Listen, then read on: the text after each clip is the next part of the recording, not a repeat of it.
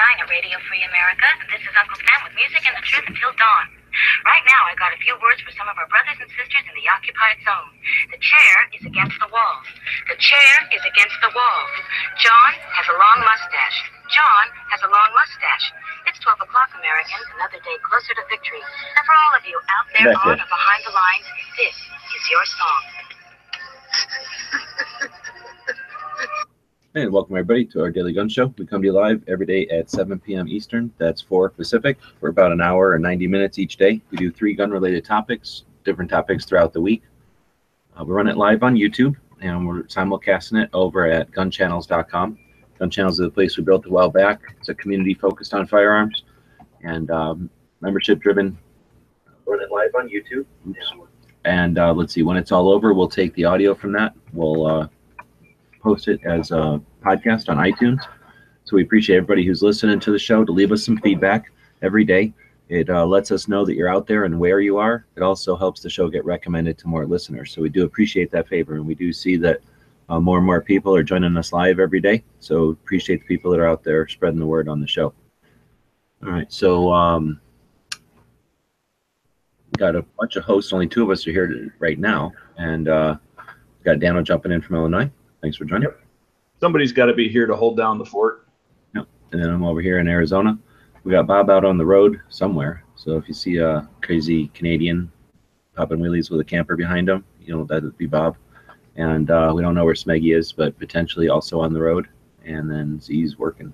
So we'll dig into the show here.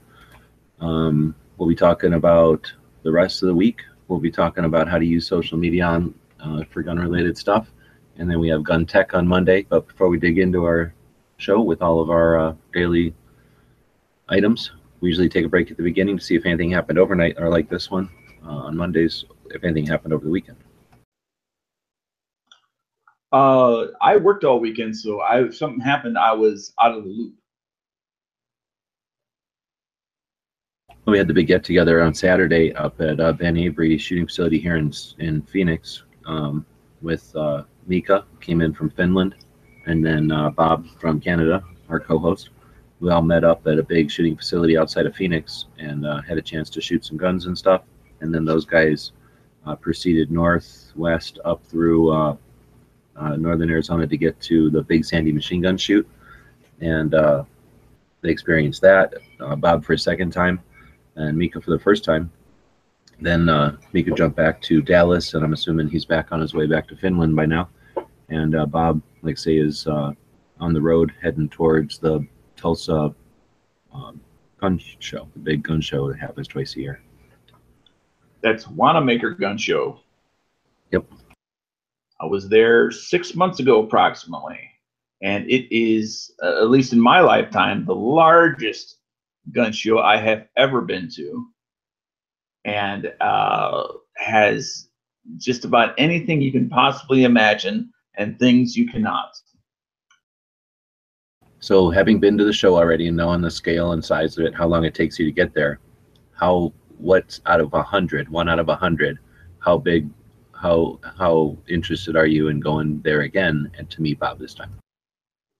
To meet Bob? Right. Well, I don't know if I'd go there specifically just to meet Bob, because it's not exactly right next door. But I would definitely say that you know, if you have any interest in you know, gun shows in general, or you have something, you have an older, whether it's a family firearm or something, and you'd like to have some spare parts, or maybe you'd like to get maybe a shootable copy of that family heirloom that you really don't want to shoot because it has personal value. They have anything and everything, like parts for your 1894 Winchester. Not just, you know, the completed firearm for thousands and thousands of dollars. You can buy the fire control pieces that go into it, the sear, everything. It's unimaginable. Just all the little nicked, tiny little parts you can buy for well-known old firearms and everything in between. It's not just completed firearms. And then, you know, even like books. You were talking last night, I think it was last night, with Raphael about the Grim Reaper. You know, if you're interested in those, you know, that sort of stuff, they have that there. They have all sorts of other stuff there as well. I mean, it's almost hard to describe, you know, because when you say, well, they have anything and everything, well, what does that mean? Well, if you take, you know, from a completed new stuff, completed old stuff in its whole form, all the way down to all the individual parts it takes to make it, into all the various accoutrements that may surround it, to what I'll call one-off related things, cannons, whether they be Civil War cannons, smoothbore rifled, um, speakers. I got to listen to John Lott while I was there talk about his latest book and his interpretation of Second Amendment and other things from a statistics point of view. It just, there are so many different aspects to it. It's almost difficult to put your finger on, oh, it completely covers this one thing, when it covers so many things.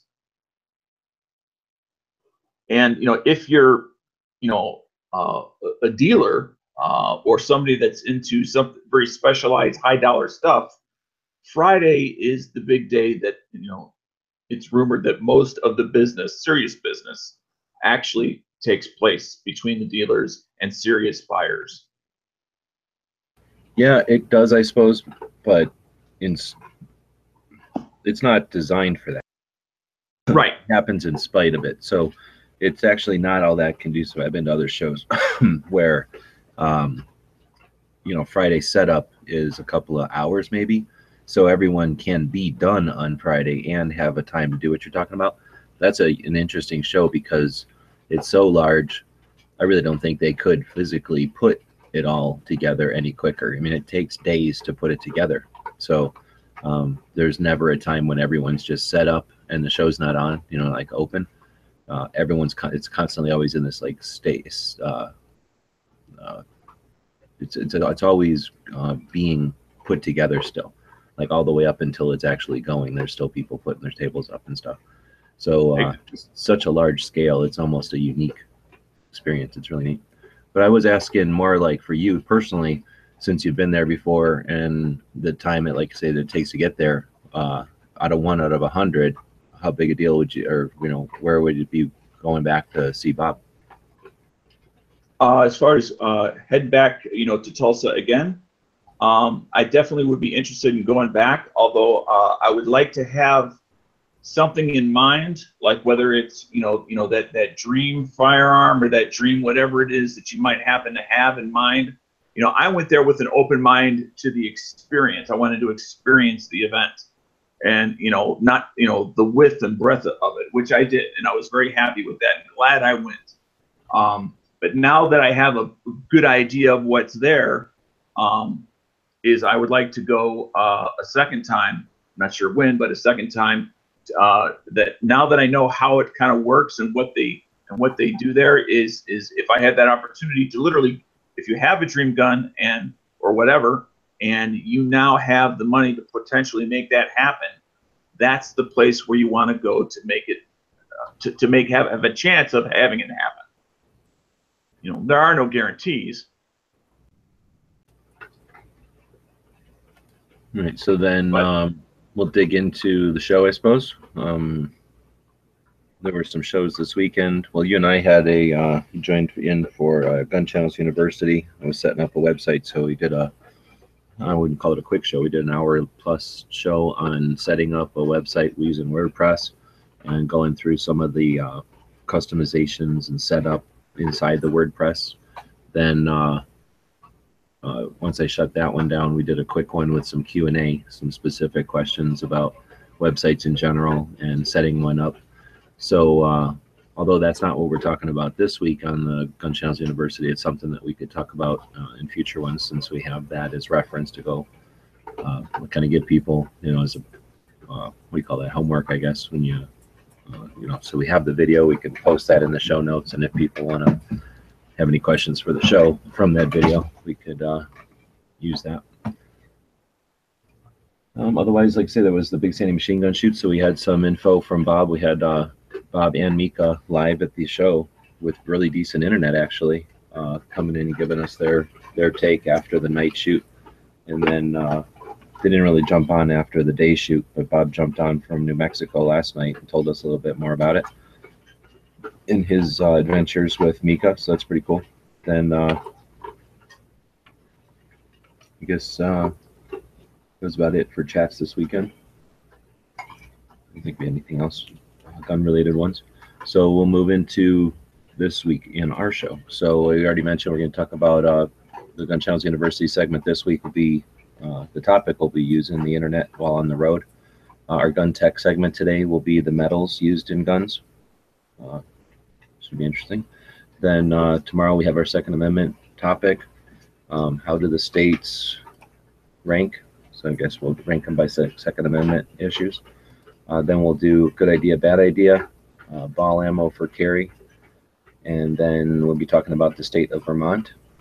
Let's see, on Wednesday we'll be talking about what holsters and what positions we prefer for concealed carry. And now Bob actually has a little bit of experience with that, perhaps. For the entertainment, we're going to be doing MacGyver versus James Bond. And then we have on Wednesdays our tactical quiz.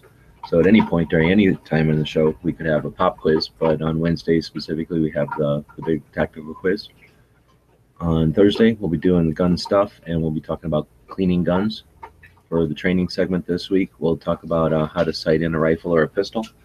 And then on Thursdays, we talk about different events, like the Wanna Make a Gun show that's coming up. I imagine by Thursday, it's possible Bob will be at the museum, so we might have some alternate,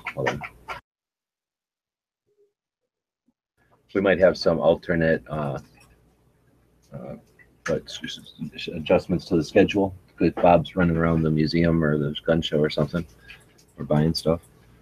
Let's see, then on Friday we'll be talking about free guns for each American, like in Israel. So I guess we'll be giving away guns this weekend or this week.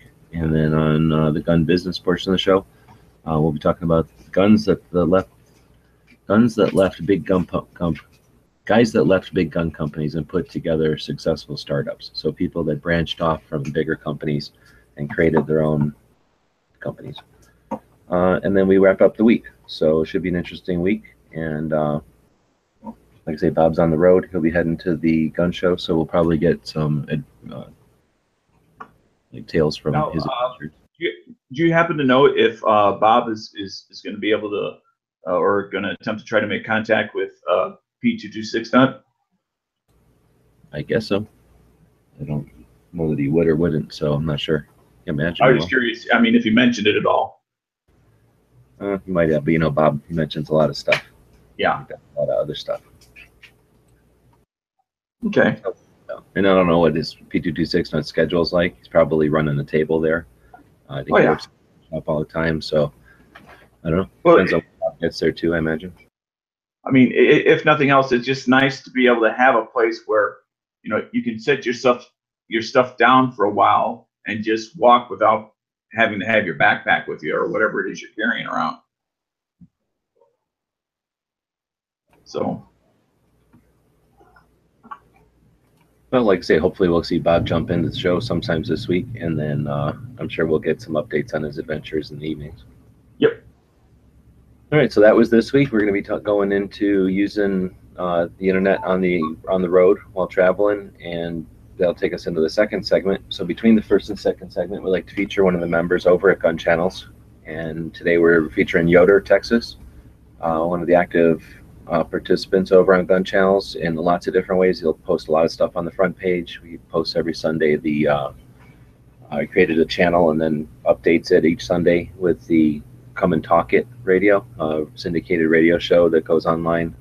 It's sort of like the one here in Tucson every week, and keeps everybody aware of that one. And I think that's a pretty decent show, and I'm glad he does that because I usually forget to do Charles's lately, and by the time I'm getting back to the computers on Sundays, that's when that show's on. So anyway, he also chats quite a bit, and he's participated in pretty much everything we've done online. So again, one of the reasons we built Gun Channels for people that want to have a place to share their stuff. So I'm glad we were able to do that for him. I'm glad he participates like that.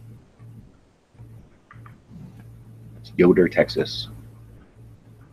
All right, so then we'll go into the Next one, how to use the internet on the road. So I don't know, have you had a lot of experience doing this, Dano, or much experience, or have you attempted it when you were traveling over to Wanamaker, or when you went down to Rock Island? Well, I tried using my cellular service, which is, kind of like step one. And, that's going to vary a lot by who your carrier is, as well as the infrastructure of the city or the rural area that you happen to be in. And I've always had, it's been hit or miss luck depending on my, I have Verizon, but that's no guarantee. Even if you have a big name national carrier, that you're always going to have the greatest service. So that's been kind of touch and go. The other thing that I have had some success with is, and this is kind of maybe one off of the topic a little bit, is using one device that does have a solid connection to cellular service and turning it into a hotspot that they could then take a second or third device to get access to the internet, which otherwise you would just have the one and that's it. And I've used that successfully a number of times. The Droid phone was the first one I think I had that could do that, and it got used a lot. We used a lot of bandwidth. That's how we ran SHOT Show for a long time, just running a Droid with as a Wi-Fi hotspot off the cellular. Much better than the hotel connections typically. Oh yeah, and in fact, it was my current Droid is how I started doing that. When I figured out, wait, I have this old phone that isn't even connected to a system yet I can, have the one phone doing one thing, and with this older phone, do something else at the same time, all off the same plan, off the same cellular strength. So that worked out pretty well. But I don't have any experience using the, I'm going to call it an appliance, where you can hook something up and connect to the data systems by itself. Yet it's not a phone; it's actually just a device. Right. You can get modems basically like basically just a hotspot device where they don't put any of the phone contraptions in there, but it's still a cell phone as far as it receives a signal from the cell phone service, and it has a phone number assigned to it, I believe. You can get them with just you buy those. I looked into them for the van. You can buy those for as low as $30 online on like eBay, and then you just go to whatever service, either monthly or a month to month or with a contract, and you get the little card, and you just put the little SIM card in there. It associates it as an item on your account on their system, and yeah, the idea is that you can either carry that around with you or permanently mount it in like a RV or a van or a boat, I guess, and then it'll receive signal like a cell phone, and you can get a remote antenna for that, which allows to get a better signal, and then distributes it via like Wi-Fi to your devices. And I'm pretty sure some of the more elaborate ones give you an ability to boost that signal as well. So now you can get it with a nice antenna on your vehicle, let's say, and then running off your vehicle's alternative battery or your battery source there, or plugged in or something, and then have it go to a Wi-Fi that could potentially boost. So not only would you get good signal with just one internet account, but you'd have decent Wi-Fi to all your devices. That might be pretty handy if you got multiple people with phones and a laptop or two. Right. Now, you mentioned you looked into those. Do those tend to be vendor specific? No, not really. You can get them in their carrier, whatever carrier type specific. So, more like if it's Verizon or the other types of carrier. But well, usually, I guess that's what I meant. Like you can only use it where there's Verizon, or you can only use it where there's AT&T, or. Well, yeah, you buy them for whatever kind of network, I guess is the way to say it. So the various networks are always going to be proprietary because they work differently. It's like AM and FM. So there's not too many of those devices that I've seen that are like an AM FM radio was. Usually you buy them as whatever carrier, but you buy them on the big carriers like Verizon, and then Verizon covers a lot of different companies. So you don't necessarily have to go with Verizon. It just means that it uses their carriers or their network, and you can go to any of the other companies that rent space from them, and a lot of times those can be, well, not a lot of times, sometimes those can be cheaper. So after the purchase of the device, would it simply be cost as much as whatever a data plan for a phone would cost? Yeah, exactly. You can, when I was looking at them, you could get a month to month and just pay, however many dollars a month, and it ends, caps you off. You paid for that much service, it ends at that much bandwidth. And then you can do the contracts as well and just have it as a more permanent option, just like having a second phone on your account, or on your account. Right. There's some other ways you can go about it. I suppose we're not going to get into every little minutia of it, but obviously the internet is a great resource. Lots of YouTube videos, and these things change quite a bit. So what might work this year isn't going to necessarily work in a year or two, and what worked for us years ago, isn't even options anymore. So there's a bit of planned obsolescence. Oh no, just things improve, and as technology moves along, you're not going to be hindered to the old-fashioned ways of doing things. So of course you have to keep up with it. I guess that's what I'm saying. There's a little bit of you have to keep track of it a little bit, but not like something you have to deal with on a daily basis for sure. I would say if you figure out something that works for you, it's probably going to work for a few years, and then you might need to look into options again, which is really not a bad thing. It keeps you fresh and current, keeps you keeping aware of what's going on out there. And there are occasionally, big changes. Another option, though, besides trying to pull your own internet with you all the time and paying for it, of course, would be using Wi-Fi hotspots and things that are out and about. Starbucks is a big one. Walmart, companies that have multiple locations in almost every town you're going to go to, and pretty much convenient locations because they're, designed for, being right off the road or whatever. So McDonald's, I guess, another good one. There's a lot of those, pretty good odds you're going to have either a Starbucks or a Walmart or a McDonald's at whatever exit you might be at. And most of their internets are decent. Sometimes we can even participate in live chats like this. There's enough bandwidth to stream. Right.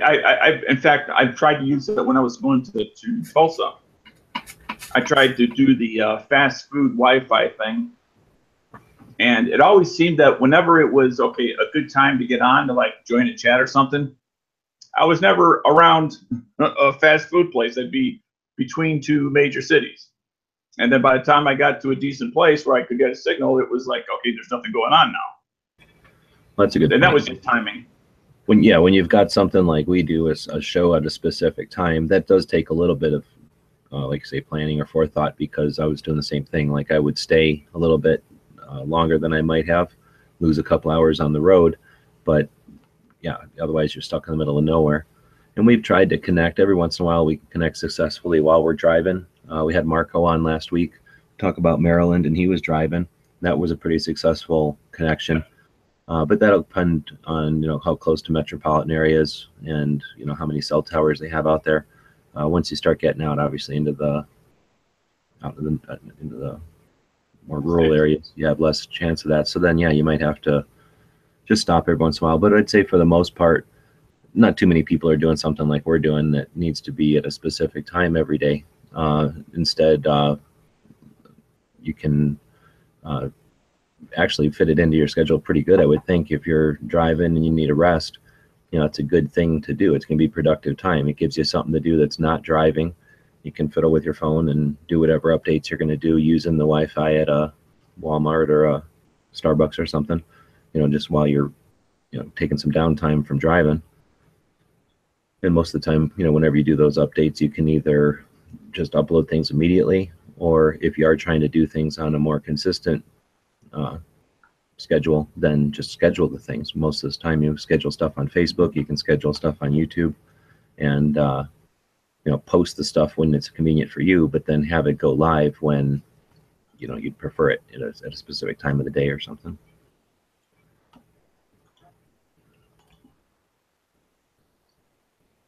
All right, so I guess with that we can move on to the next one. We'd like to just talk about things to get people thinking about it. If you have something to add to that, of course, you can always email us at dailygunshow@gmail.com. But we're hoping that this will spark some discussion and there's already some discussion going on the gun channel side here.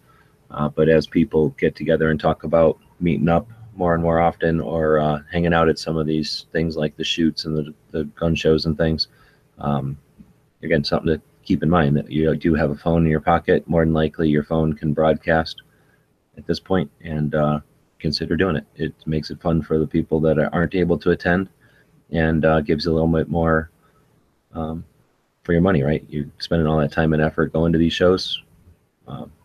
Enjoying it by yourself is one thing, but if you can share it with others, then that makes it even better. So consider that. Yep. All right, so that'll take us into the next segment of the show. We could talk about gun tech, or we could take a break here, and I think I will. And we'll mention that over on Gun Channels, we do have a Indiegogo campaign going on right now. It'll end in a few hours for the 6th generation of our logo patches. So I will screen share here, and we have the Gun Channels logo. We've done, well, I think the first time Ralph did them, we just did 50 patches. Then we did a run of sewn patches. Maybe did 2 runs of sewn patches, and then we switched over to PVC when I found this new PVC supplier. And this will be the 3rd run of PVC Gun Channels patches. This time they're in the orange color and the pink color with the black. The last time we did pink, they had a white G on them. And then this time was the first time we're doing the glow in the dark. So the black on white looks normal during the day, but then when the lights are off, the G will glow. And there's a bunch of those available. It's just, I think, 3 left of the orange ones, just 5 left of the pink ones last time I looked. And we have about 8 hours left in the campaign, and then they may or may not be available. These were a quick run to get some patches made up for Pink and Marco, who are going to the NRA show at the end of April. And we wanted to, since we were doing that run for those guys, made a few extra, literally a few extra. There was like 15 orange and 15 pinks available for purchase. So if you're interested in getting one, these are an extremely limited run, and we're down to the last 8 hours. So is that. So should we go on to one of the segments or jump into? Let's go ahead and jump into gunmetals. I actually pull up. I put a link in the show notes, but I also put it over on Gun Channels article that I thought was pretty good on gunmetals. Okay. And it goes into all sorts of detail that we don't necessarily have to get into here. But the article is called "A Guide to Gunmetal," and it's from 2011. So it's a little bit older, but not a lot of things in metallurgy. Things don't change month to month or even necessarily year to year. So a lot of the basic information is still as true today as it was then. But it goes into the differences between 4140 versus 4150 type of carbon steels. Well, it'll also be accumulative, right? Like no matter what comes next year, like this information ain't changing. Metal is metal. They might add to the catalog of metals, but they're not going to change history on what already happened and what these other metals' characteristics are. Right. And as I'm looking at the article right now, they kind of divide it up into 3 common gunmetals: the carbon steels, the stainless steels, and the aluminum alloys. And as an example, starting with the base carbon steels, the plain or traditional cold rolled steel, you'll find in like trigger guards, floor plates, sights, sling swivels, other type of steel hardware will be made out of that softer stuff. Where 4140 ordnance steel or chromoly, I can't say it, chromoly steel has 0.4% carbon and is significantly stronger while being much more cost effective to machine. And then continues on up the scale from there in regards to carbon steels. And then kind of shifts gears over into stainless. And of course, a lot of times we all use the term, "Oh, it's a stainless gun," as if all stainless were created equal, when it certainly is not. There are different grades of stainless, and there's 2 of them that are noted here. Stainless 316, also known as marine grade, which resists corrosion well because of its added I'm going to try to pronounce this, molybdenum. I'm sure I slaughtered a word. But it's difficult to harden and used in trigger guards and floor plates. And there's also 17-4, which is an alloy with 17% chromium and 4% nickel, and is readily hardened and used in barrels, bolts, and receivers. So again, we have a tendency to say, oh, it's a stainless steel gun, as if all stainless steel was the same, when again, it is not. And the same is true for aluminum alloys, as well as mixtures of alloys. And of course, this article doesn't go into things like scantium and stuff like that. And that's kind of like an additional thing, like G-Webs had mentioned earlier. But there's aircraft aluminum, which we kind of use as a generic frame, that's 6061, for its lightweight and ease of fabrication for complex parts. And then there's 7075, which is significantly stronger and used in the AR-15 upper and lower receivers. And then, you know, from that point, you can then move along into, again, very lightweight, but also strong things like I mentioned, scantium, but that's just only one off the top of my head. There's a lot more metals than just the ones I quickly mentioned here in summary.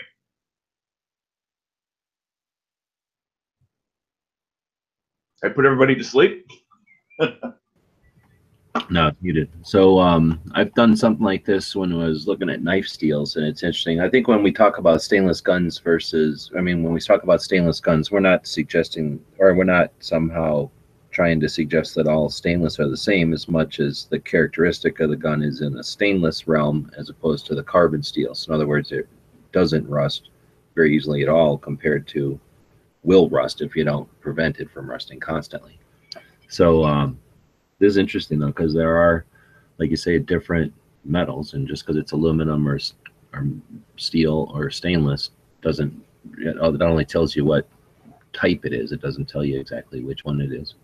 And I bet you there's a big difference between some of the inexpensive firearms that are out there versus some of the more expensive ones because of that. They have a part of this article, I think, that summarizes it pretty well.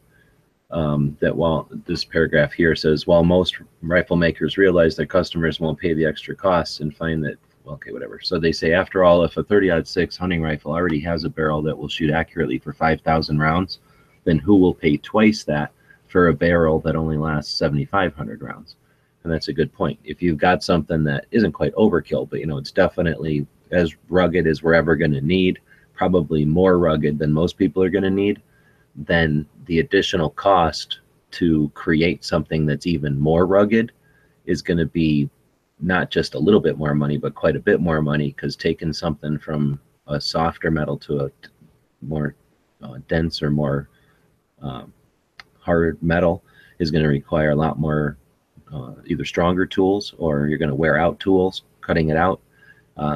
Obviously, there's higher cost to the material itself probably, but then when you add those additional tools and time and probably a necessary skill from an operator, you know, somebody who can work on a softer metal isn't going to experience all the trouble and stuff that you might have with a harder metal. I can only assume that somebody who's skilled at running either type of metal is probably more valuable, you know, thus being paid more. So you probably got costs all over the place that aren't necessarily obvious when you just look at the base cost of the metal, the material. Right. I think that that paragraph you highlighted is an excellent example of why manufacturers will choose material X versus material Y.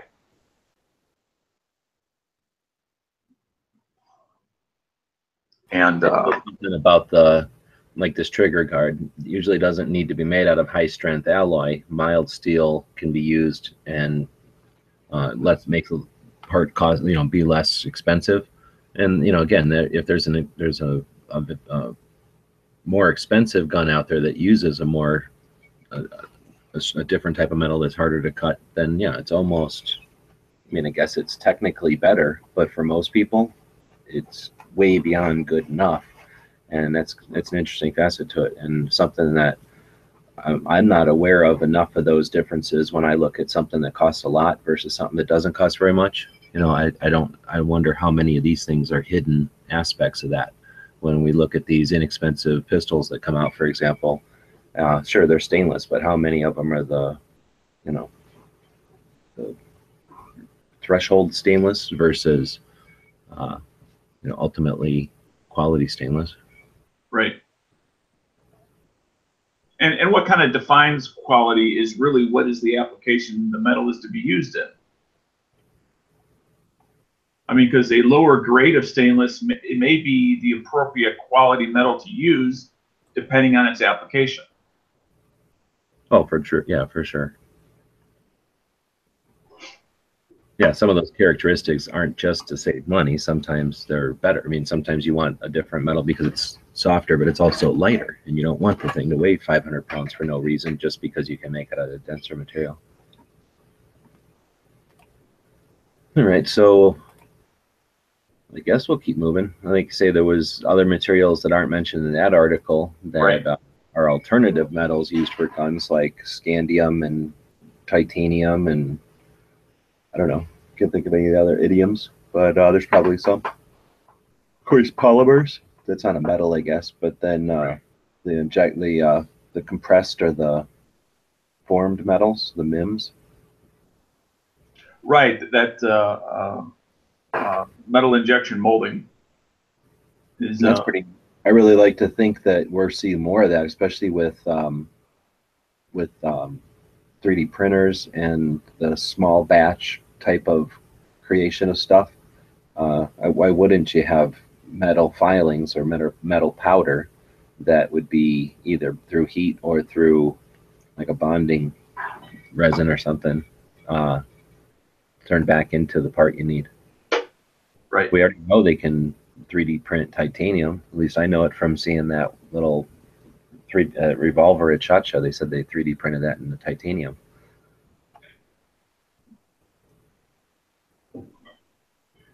Yeah, the advancements in 3D printing and how quickly it's come is what's amazed me. It's not the fact that it's able to do it. It's just that I wasn't expecting it for a number of years yet.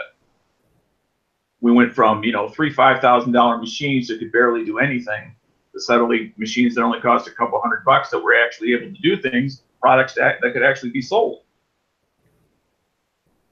So we're getting different opinions on whether or not MIM is metal. So one side, Sean is saying polymer powder with metal injected into a mold and heat vacuum treated.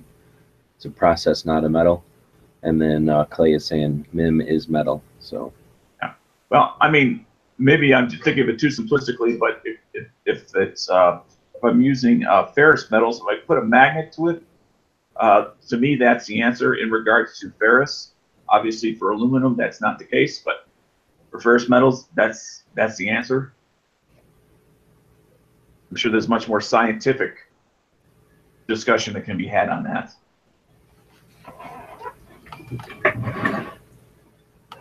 Well, I'm sure that go ahead. We'll continue to see developments and stuff.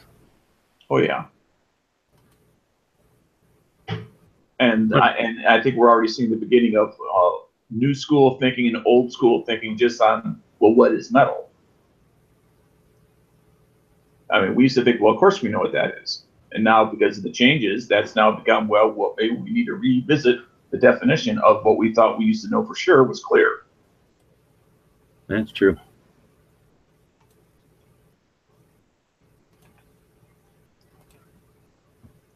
Yeah, because some of these things didn't even exist a couple of decades ago, I suppose. Yep.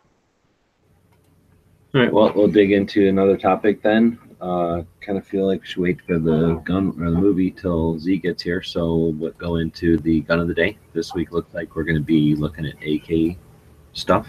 And since Bob ain't around, we're going to jump back to the video library. And looks like, is that screen shared okay? I think this is a video looking at stamped receivers. So threw a bunch of different stamped receivers down on the table and looked at some of their characteristics and similarities and differences. Different ones here, mostly different companies and different guns. So some of these were like that one, you can tell from the notch, that's the AMD 75 or AMD 73. The hole here in the side of this one tells us that it's a underfolder. The weird looking shape on this one tells us that that one's a side folder. There's another under folder. So I was looking at some of those differences. Then when you start talking about differences between like Chinese and Polish and Romanian and Russian, you get different bolt patterns. So most of the Europeans have two rivets going into the rear trunnion or the front trunnion, and then this last one down here that goes in near the magwell, also in the trunnion. Those are almost always the same. Sometimes the Chinese are a little different here. And then the rear is going to be more dependent on the type of stock. So with the AMD 65, you see there's those two rivets that go through near the back. The underfolders have, I think, 3 rivets, and same with the side folders, but in different patterns from each other. So anyway, just kind of interesting to see when you have them next to each other, some of those differences that might not be so apparent when you're just looking at them individually on a web page or like on a shopping cart or something, where they all kind of look the same from 6 feet away. I guess I'm also looking here at a flat before it's bent. I usually prefer to buy them like this, where the holes are all set to go. The dimples are in there and everything, even that little scallop on the magwell, because obviously making all that stuff yourself would be difficult. I guess it's still possible, but just difficult. And then you would just take this and put it into a fixture. It would bend it all around and turn it into a channel like this here.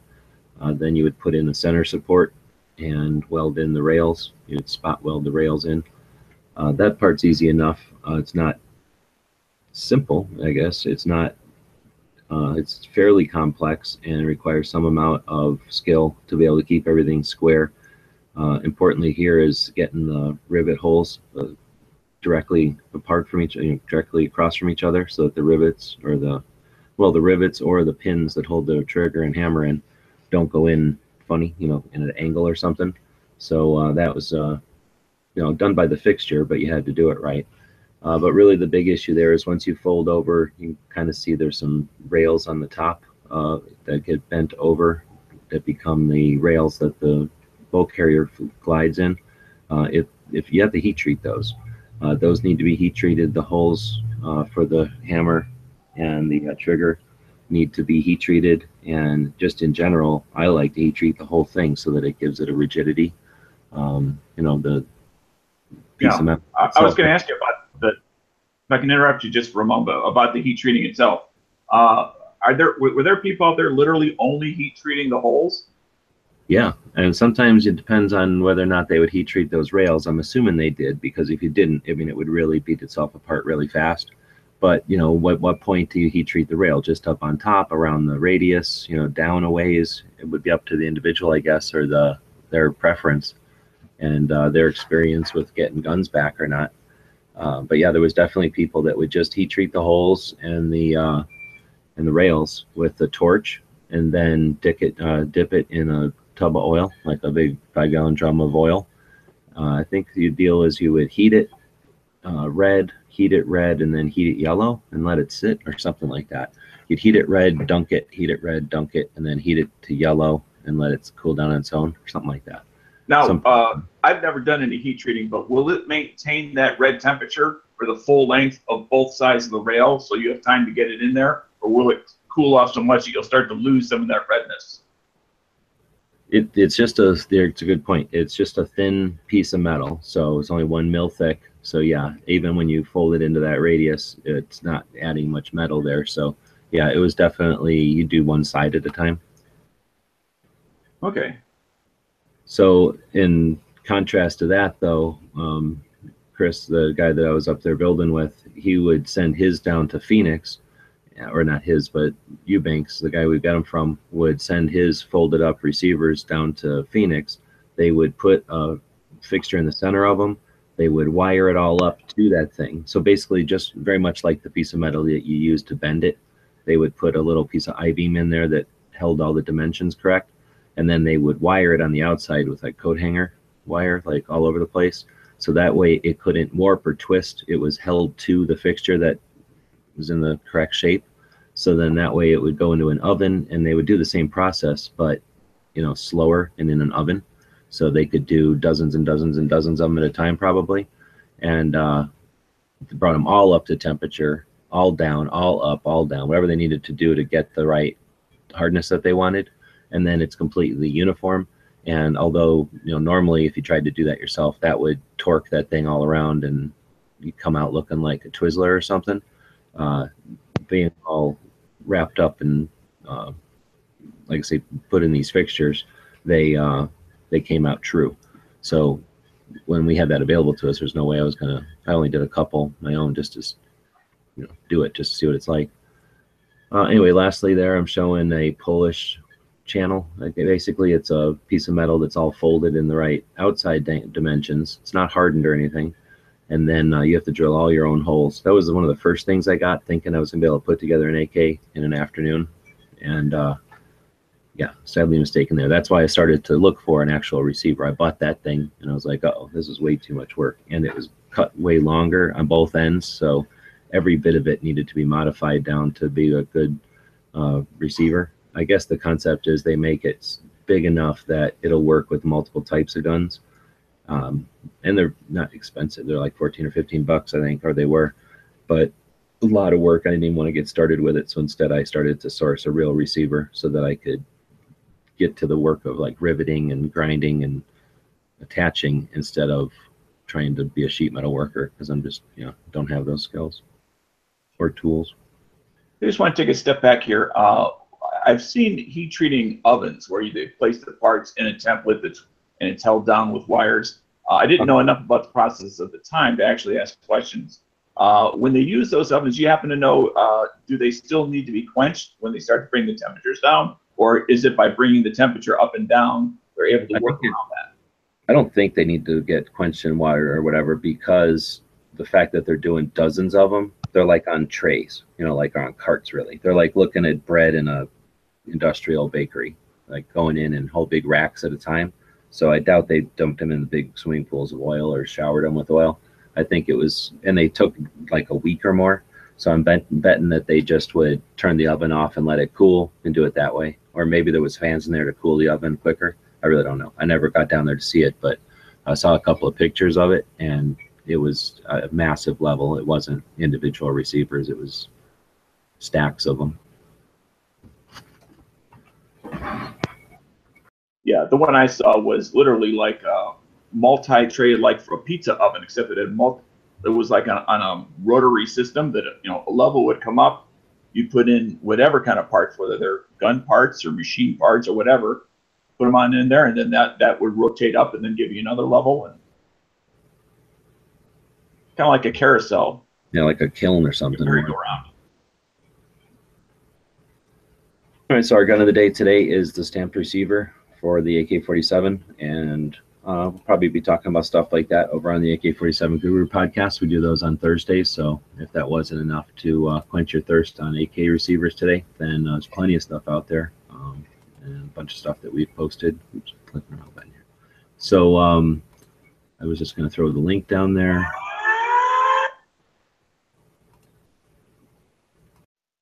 Oh, cut out. You all set? Yeah, cut out. Okay.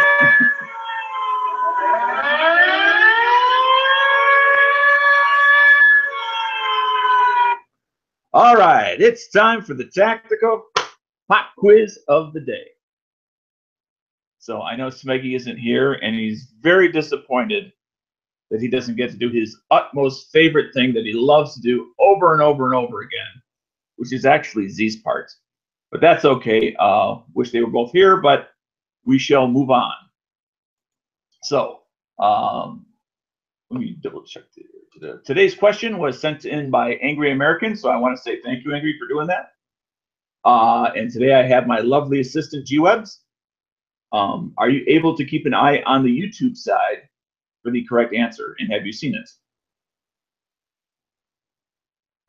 I think I see it. Is it 2 words over there? Yeah, I see it. Okay. I will read the question twice. I will keep an eye on the gun channel side. And the question, again, from Angry American, is as follows. The Type A Nambu pistol is also commonly referred to as what? The Type A Nambu pistol is also commonly referred to as what?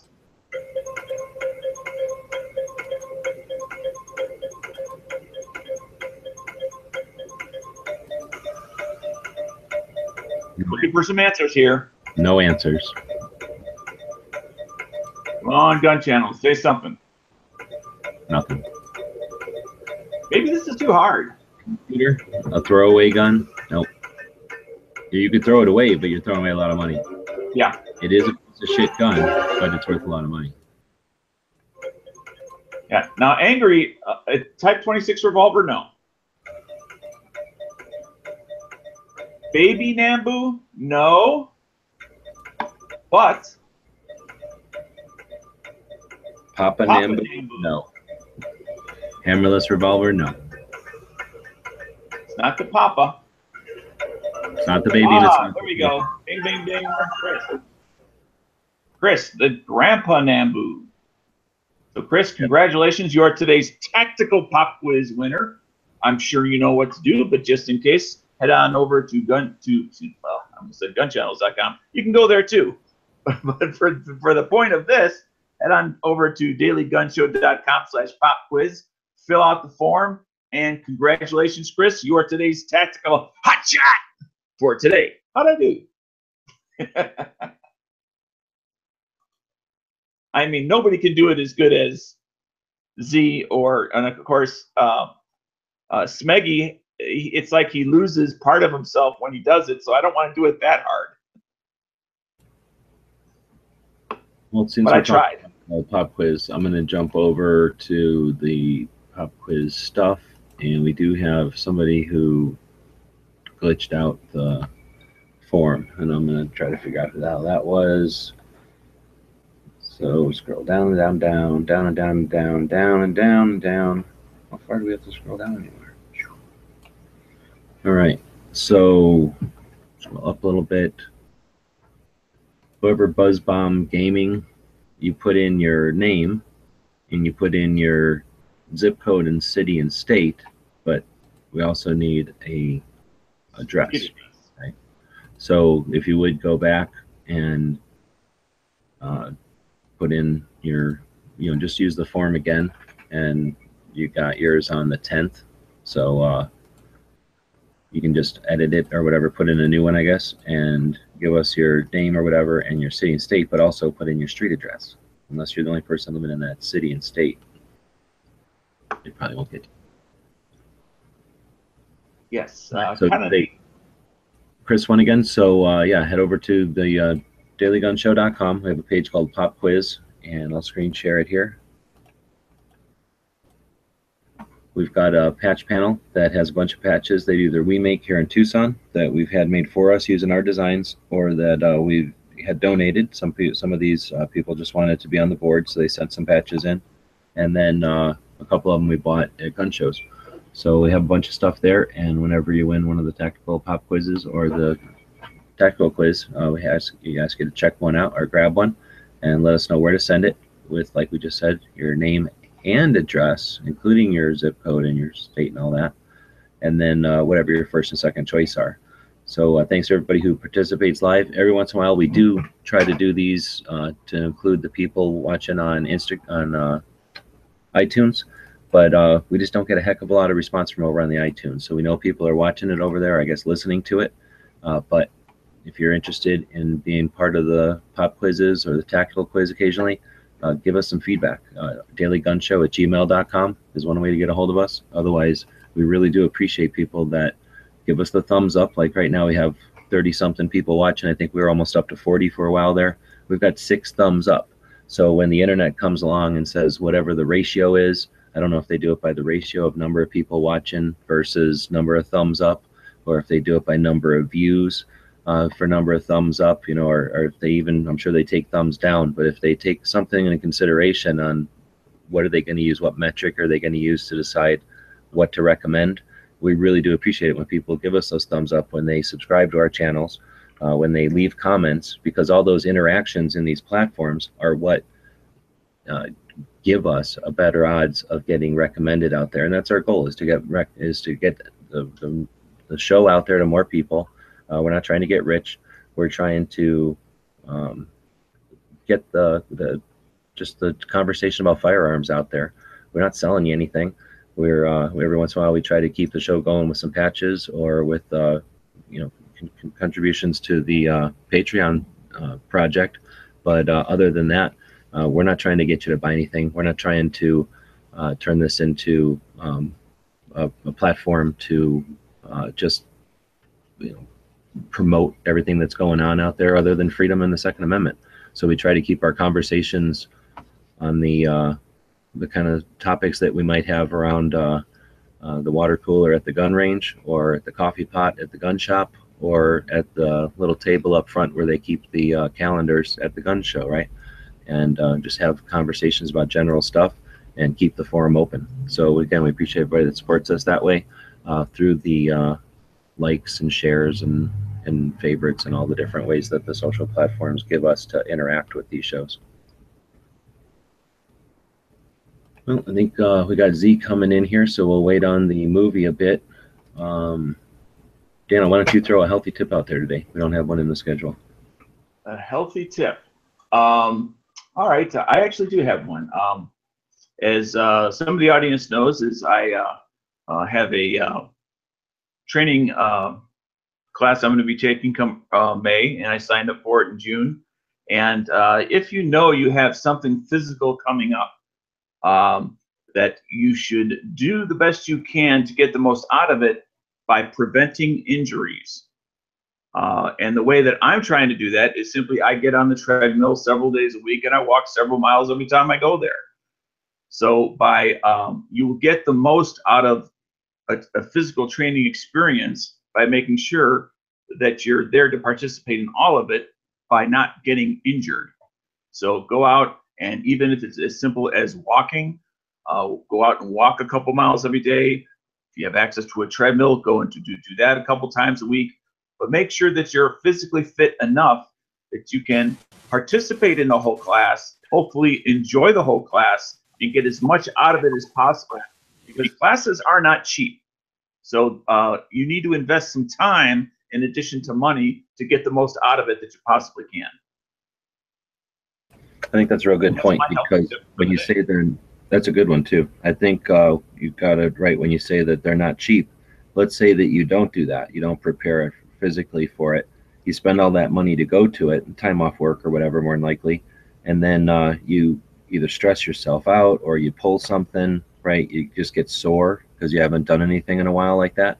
Because it's not that you're running laps or anything at these classes, it's just that you're going to be constantly at least walking back and forth out at the firing line. You're usually shooting from 5 or 10 feet from a target. These aren't marksmanship classes. These are to teach techniques and mindset and skills, right? And to give yourself some drills to practice, in the future. So a lot of that is done fairly close to the target. So your ammo and your drinks and stuff are going to be back under the shade, probably 50 yards away. So you're at least walking back and forth. Imagine how winded you might get going out and changing targets just at the range when you change them twice or 3 times. Imagine doing that all day, just back and forth and back and forth. Plus, in between times, you're either loading mags, so your mind's going all the time. Your hands are pretty much always going. Or at the other end of the range, you're shooting or getting ready to shoot, and you're using a lot of brain power to be concentrating on what you're doing. You're getting a lot of info, so hopefully you're writing a lot of notes and remembering a lot of stuff. So yeah, that takes a lot out of you. So if you're not prepared ahead of time for all that, what happens when you get back from that? You're exhausted for 2 or 3 days. You may shut down. You may take a nap or sleep for a day or something, right, to recuperate. If you're physically hurt, you might be wounding, licking your wounds. But what happens in that downtime, in that soreness? Are you Are you reinforcing all your training, or are you, is your mind wandering on your aches and pains? So you're basically spending all that money to then not get as much out of it times 2, because those people that had prepared a bit and physically took it in stride, those days after the class, they're doing the mental remembering, or whatever you call that. Like, they're going through it all in their head. They're reorganizing their notes. Their heads are in the game still. They're really going to get a lot more out of that class. So I think that's a great aspect of it, that to get the most out of your class financially and knowledge-wise, be ready for it. Yeah, and I think that applies to whether it's you work in cubicle land or you just simply don't have a physical job. I think you need to get out there and move. How you choose to move is up to you, but make sure you start moving, for, if nothing else, for the point of injury prevention.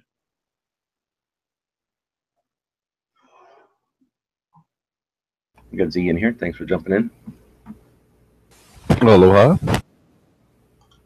We've been talking today about YoderTexas, and then using the internet on the road. I don't know if you have to deal with that one. When you were in Texas, did you have any issues with using internet?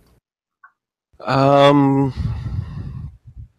really. Anywhere that I was staying, I pretty much ended up with the Wi-Fi password or something like that. I mean, because I was staying at people's houses and whatnot, so that wasn't so bad. But if I hadn't been staying at places like that, it would have been pretty difficult.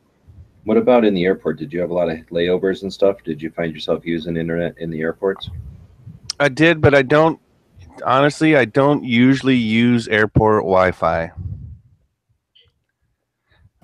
So anything or just circumstance, like you'd like to lurkers, you know, whether you mean electronically sniffing your shit or like just looking over your shoulder physically? Both. Let's just say I'm not always the NSFW guy, but occasionally. It's 4 o'clock. I'm looking at porn. I don't care where I am. It's 4 o'clock. Well, I don't even mean it like that. Sometimes, ultra-violent stuff, or it's amazing what people can get offended at these days.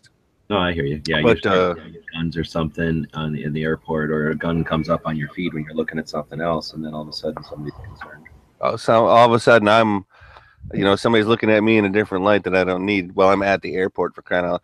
But now, on whether this is factual or this is just my understanding, is that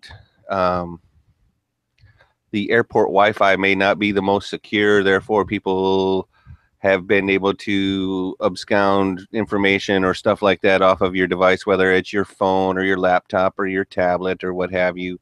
So I usually try and have offline stuff that I'll do while I'm there. Sitting in the airport, like actual offline stuff. Printouts. Well, it's like my tablet has a couple of apps that are offline, so I can still do stuff or play a game of a type or two or something like that offline and not have to use Wi-Fi. And then, and as far as the phone goes, I got unlimited on it and everything like that, so sometimes I don't mind using minutes, so to speak. Data, I should say. Our other topic today was alternative metals and guns. Anything you wanted to add to that one? Like metals, like metal, like say aluminum alloys and stuff like that, or yep. Or are we talking like pot metal, or so like when you were talking way back about what the definition of and I'm not going to use the whole phrase, of course, what an actual Saturday night special comes from. That's going to be from different metal alloys and stuff like that. Usually with like a lower melting point and stuff like that. Yeah, we didn't even talk about Zamic and your metals that are, like you say, lower melting point, but way easier to work with. So they require a lot more metal for the strength that you need. For the strength, exactly. But for example, like alloy frames have come, dare I say, almost, I don't want to say light years because that's too far, but leaps and bounds. I mean, none of us were alive before there was aluminum, right? But all of us have been alive. Technically, there's always aluminum. But you know what I'm saying? The aluminum process and utilizing them in regular everyday life stuff. Because if you remember, like before, it was a tin can. It wasn't even an aluminum can. It was a tin can. The problem is, as soon as everybody switched to aluminum, we all got Alzheimer's. We can't remember when we started using aluminum. Fair enough. But like for example, like I know some of the CZs, like back in the day, not recently or whatever, but back in the day. Some of their alloy frames, due to whether it was a bad batch or the wrong, ratio or mixture, they were, bulging some frames and or, having issues, stuff like that. And yes, there were steel cans back in the day too, Pink. Smart guy, you. For example, though, Scandium, Smith & Wesson It's an aluminum alloy. It's really, really strong. It's really, really light. And that's what my 357 frame is made out of. It does have a stainless steel barrel in it for all of that, 357. But I think that different metals in guns, I think, is a good thing. But I also think it has to be tempered. See what I did there? It has to be tempered with the knowledge of faults or shortcomings as well.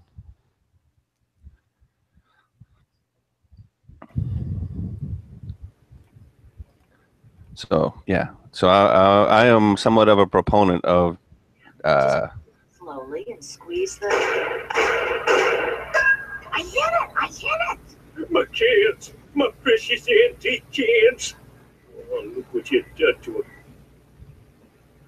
I had to. Nice. Didn't even know that was a thing. That's awesome. You never seen antique cans before? Oh, goodness. I don't think probably when it came on. I can honestly say I've never heard that. Every time somebody says cans, I think, my precious antique cans. Look what you done to them. Awesome. All right. Well, so. Oh, and to home runner out there on the YouTube side, what do you guys think about scandium?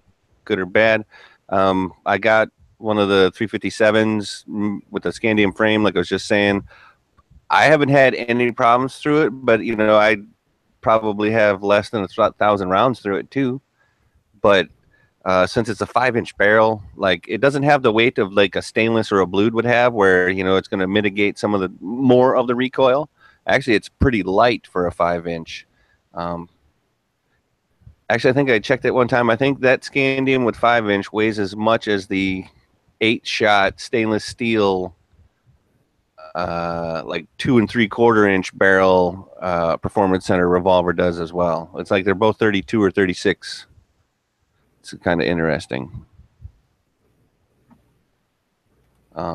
Let's see. So I guess it's, you can always talk about different metals in guns, because then I talked about all the lightweight stuff. We didn't talk about like titanium or any of the other metal alloys that, I'm not being a metallurgist. Stuff could be made that I don't even have an understanding of yet, whether tensile strength or heat absorption, all that kind of stuff.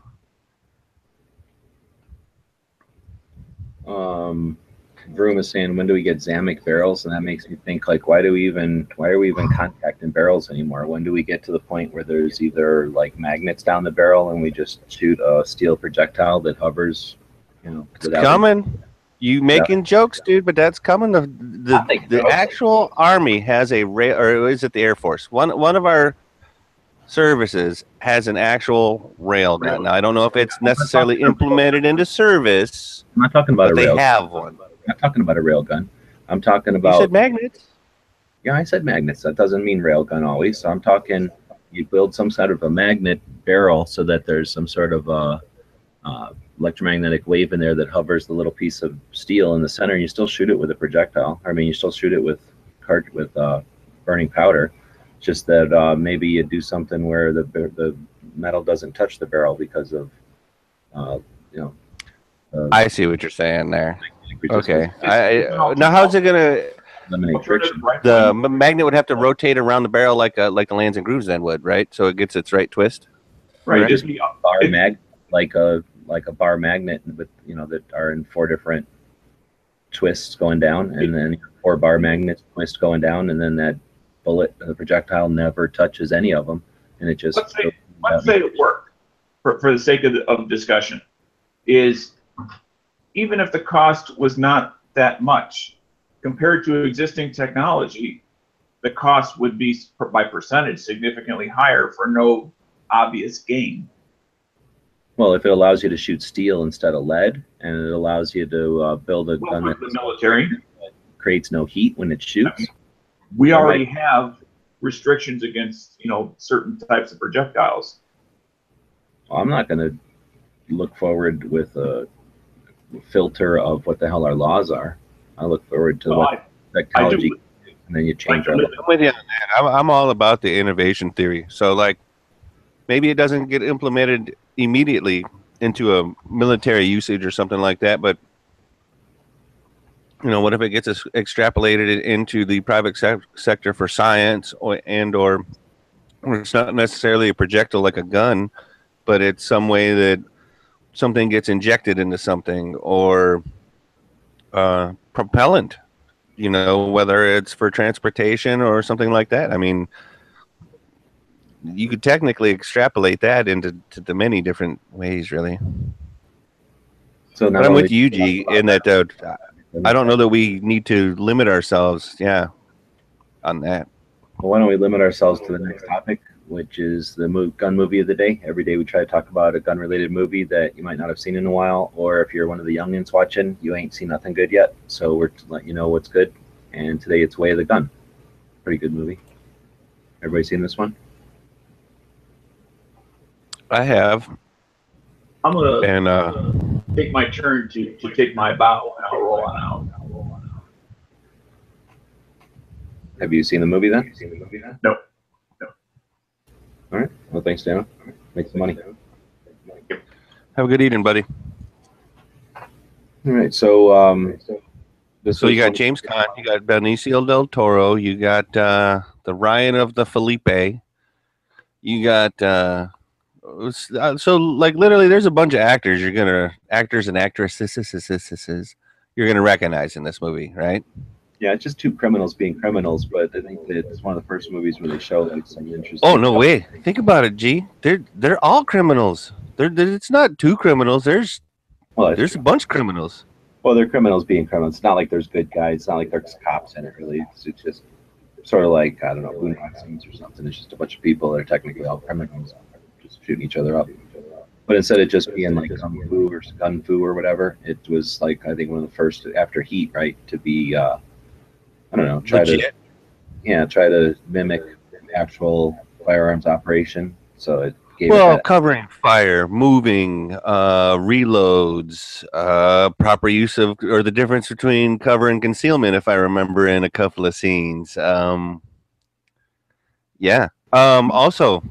and a little bit of exaggerated, but at least more towards realistic, like people actually having, getting shot and then dealing with it for the rest of the movie, instead of getting shot and then it just magically cures itself and you can just go on at 100% for the rest of the movie. There was actually like some attempt to give it a little bit, but then it was almost exaggerated too. But anyway, it was definitely had a different flavor than most of the movies. This was from like the 90s, right?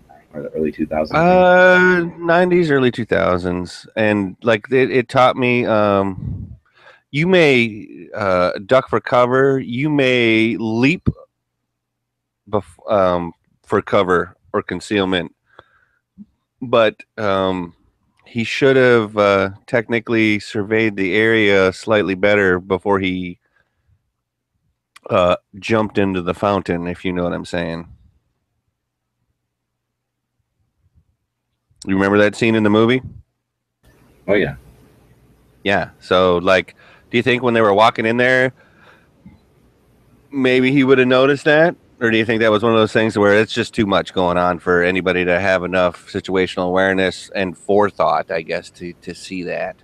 I don't know if he had a lot of choice at the time of the movie where he had to make that decision to do that anyway, though. You know what I mean? He might. Well, no, that's what I'm saying. He would have had to have known that ahead of time, not necessarily like they would have needed to know that when they got into the place. No, but I'm saying even before presence and awareness of what was going on, he might not have had a choice. He's like, well, I'm going to have to jump here because if I don't jump here, I don't have any other choice. I'm straight up dead.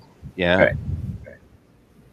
Oh, and the mighty J-frame makes, or excuse me, was that not a J-frame? And that was a regular, like, Chief Special or something like that? What are you talking about? James Caan. Oh, I guess I don't remember every specific time. Okay, well, yeah, I'm not gonna spoil it, but yeah, I'm with Yuji in that it's a good. It's got a lot more based in reality, other than the ridiculousness of the situation, or the pretense of why they're all there, that kind of thing. You know what I mean? Like, I'll give it 2 thumbs up. And this one, if you would ask me, because I guess they're saying it was made in 2000, thanks. If you would ask me, like, in maybe all the way up to 2005, it would have been higher in my list. Now it's not going to really be that high on my list anymore. I mean, it's still a good movie, but there's so many other good movies that I'm going to say it's 2 thumbs up for it being a good movie. You definitely want to watch it if you haven't seen it. But I'm gonna say, as far as like gun movies, it's maybe in the top 50, even top 25. Oh, yeah. Perhaps. It would have been a lot higher years. Had to come out. They have to come out with a lot of good movies. Well, and like you said, dude, because what we were getting before then were fun and entertaining for sure, but for example, yeah, there was a lot more realistic stuff going on in this movie. It wasn't a superhero movie. It wasn't like you said, shoot 'em up where all of a sudden magically that 6-shot revolver has 27 shots in it or anything like that. It wasn't Desperado where like everybody hits, Right. nobody hits when they don't need to. But I'm with you, dude. 2 thumbs up. Definitely like it. Yeah, I'm probably not going to say much more about the movie itself, but other than if you haven't seen it, you should watch it at least one time, just because you might find that it becomes a movie that you like watching, and it's because it's almost become a little bit of a cult favorite too. You know what I mean? Oh, for sure. Especially amongst the gun community, like Heat has. I think Heat did well at the box office. I don't think necessarily that Way of the Gun did so great at the box office, because I know I didn't go see it at the movie theaters. No, it wasn't. I don't even remember. Well, there must have been other stuff coming out at the time, because I don't remember it being even something. Oh, if it was 2000, there was all kinds of other stuff going on in the world at that time. Well, I mean, it wasn't something you look forward to. Once it happened, you're like, oh, that was interesting. But it wasn't like, guess what's coming? Like, I can't wait for this to come out because of the gunplay or something. It was just, oh yeah, that had some good gunplay in it. So I'm with you on.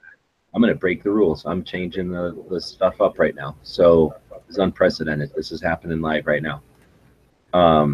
This movie, Way of the Gun, versus the 2,000 Miles to Graceland. You know the movie I'm talking about? What? Oh yes, Kurt Russell, Kevin Costner, Yeah. Ice-T. I'm gonna say this movie versus 2,000 Miles to Graceland.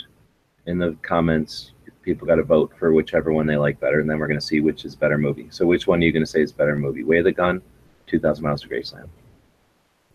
Man, okay, can we define what the definition of better movie is? Like, you enjoyed it more, it had, I don't know. Can't overthink. More realistic, or it had better, or you like the way it portrayed? Like, let's. 2 movies enter, 1 movie leaves. I don't know. However you want to define it. All right, fair enough. Death match, right? 1,000 Miles to Graceland versus Way of the Gun. 3,000 Miles to Graceland. Okay. I'm going to say the Graceland one, honestly. Just if I bet that the Graceland movie wins too, actually. There's just more going on, more guns. It's got Elvis and stuff in it. Yep.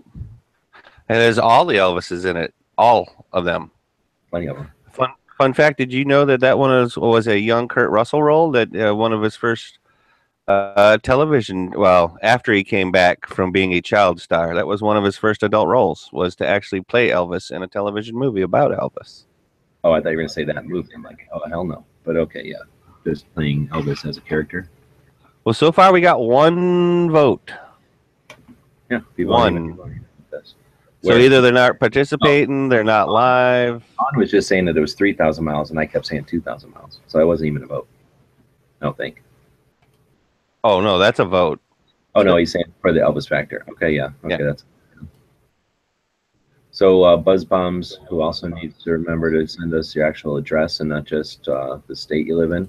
How was the gunplay? Oh, and if I remember now that I'm looking at your icon, you're the one who's always complaining that the patch hadn't got to you. Well, there you go. So anyway, he's saying, how was the gunplay in John Wick 2? You've seen it already, right? Oh, yeah. It was about the same as 1. I wouldn't say it was any better or worse, really. It was just same level. It was just as good. Even maybe a little bit better.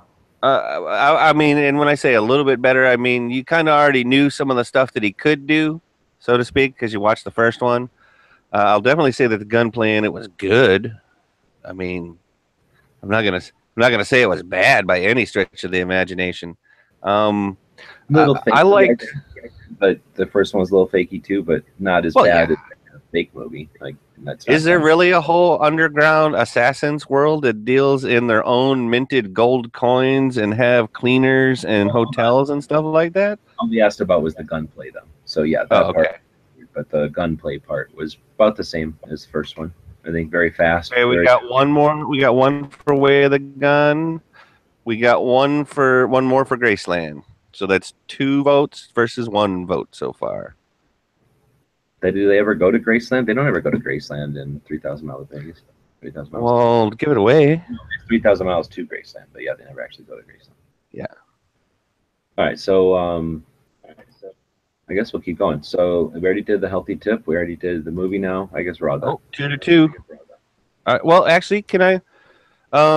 Okay. Number 1, the president that some people like and some people hate. I don't know if you noticed over the weekend. He reinstated the observance of Medal of Honor recipients day or whatever it was. Like literally, Medal of Honor Day. He reinstated it like had been a thing, just hadn't been overly observed, and he made sure that it was an observance. And I just wanted to say thanks. And I like the level of respect that he's trying to show, even though pretty much everybody wants to take a shit on him. Well, since we're talking about news, I didn't think about that. I know that I saw this stuff going around on Medal of Honor Day, but I didn't realize that it was a new conscientious effort on his side. Today's the 23rd, right? Today is the 27th. 27th. So we do have a thing in history. Okay. 1876. I'd have to look into more of this because I just have it in my calendar. I haven't posted it anywhere yet. But March 27th, 1876, the United States Supreme Court in U.S. versus something rules, Crunkenshank or something, rules that the Second Amendment does not guarantee an individual right to keep and bear arms. It only protects the state's rights to maintain militias. Have you ever heard of that thing before? Is that from what did you say, like 37 or 38? No, 1876. Okay. That is one of the first not anti-gun, but almost challenges to the Second Amendment back in the day. Because you know how we talk about when we think that anti-gun laws actually started happening and stuff like that? Like that is one of the first examples of not necessarily an anti-gun law, but necessarily an anti-gun response or what have you. Crunkenshank or something like that. Well, yeah, it says on Wikipedia, it says an important United States Supreme Court decision in the United States constitutional law, one of the earliest to deal with the application of the Bill of Rights to state governments following the adoption of the 14th Amendment. So it looks like it's got some implications more than just the second, but I don't know enough about it to say more about it. So that's something that we could potentially dig into at some point. Maybe close enough. Oh, absolutely. Second matters. And was it Phoenix or was it Tucson? You guys had something happen either over the weekend or on Friday or something like that. I mean, the Phoenix Brown Coast communists, socialists getting a bunch of guns and hanging out? Yes, that is, and I didn't know if you guys talked about that or not, but that's exactly what I'm talking about. No, it is exactly what I'm talking about. News about it. And one of the people in the front of the pictures that I saw literally had like an airsoft rifle or something to that effect. Oh, really? I didn't think that. I thought they were real guns. Oh, I thought that some of them were that I saw in the picture were, for sure. But I think I saw the one lady in the middle of one of the pictures that literally there was no way that was a either functioning or real firearm, which is fine. I'm cool if they want paintball guns and that kind of stuff, but the whole pretense of I gotta get mine because you have yours and we mean business and all that kind of crazy shit, that's not gonna end up a good thing if they try and push an issue. Well, so we were talking about the lobby. Does anybody have a link to it? Because I'm not finding it here. But we're talking about a protest that happened in Phoenix. I guess they were protesting some Trump event or something. And let's see, Phoenix. I'll get rid I of think it was a Brown. pro-Trump rally. Put Trump in here and see what happens. Anyway, I'm trying to find that picture that we're all. Oh, here we found it. So it is from the Phoenix New Times. I'll screen share it here. There, I think it's showing now. And here's a link to it, so everybody can look at that picture if they want. All right, so it says whatever. Gun-toting left-wingers demonstrate at the Arizona Capitol as bloodshed on the horizon. Hell fucking no. So I'm not even worried about bloodshed. So you're saying right? Airsoft? That don't look like. Yeah, I think somebody pointed out in one of the comments that I was reading, like there's just something going on with that, and I can't quite tell from what I'm looking at here.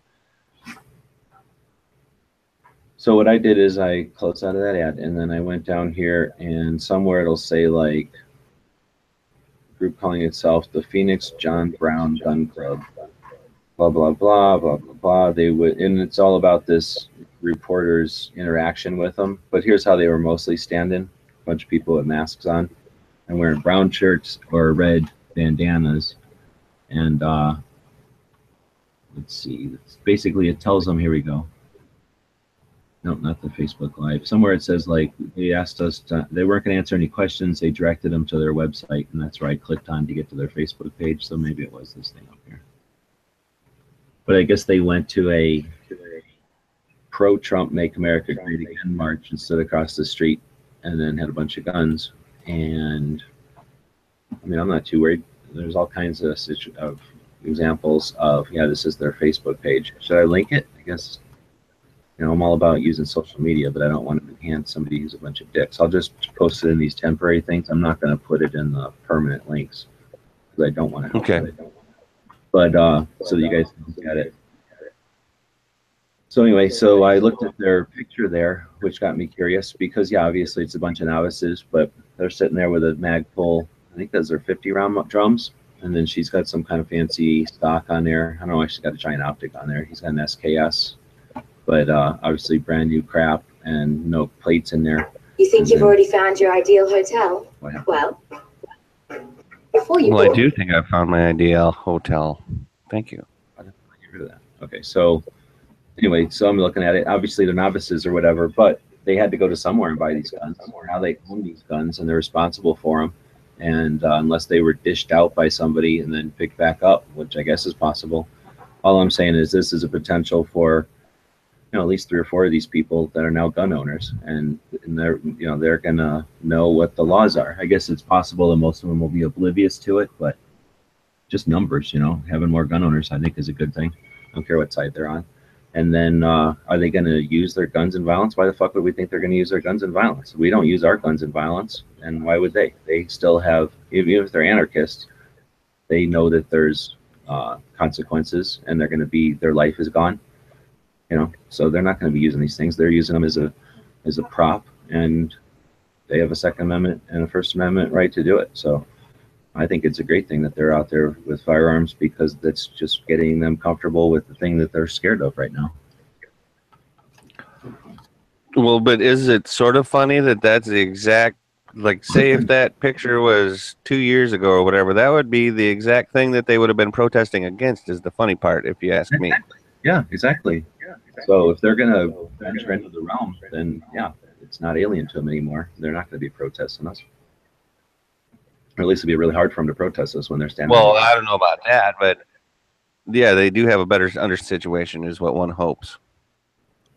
So let's see. So then I went over to their Facebook page, and it's ridiculous. Number one, they got to wear masks. So, you know, whatever. And then there's a difference when you're standing there, and then you're standing there with a bunch of masks and guns. So, you know, there'll be some dynamics to it, I'm sure, but I don't necessarily think it has to. Well, and they feel like they're combating fascism is the thing that I really don't. I still don't get that at all. But I guess if that's what they want to feel, I guess so. But I just.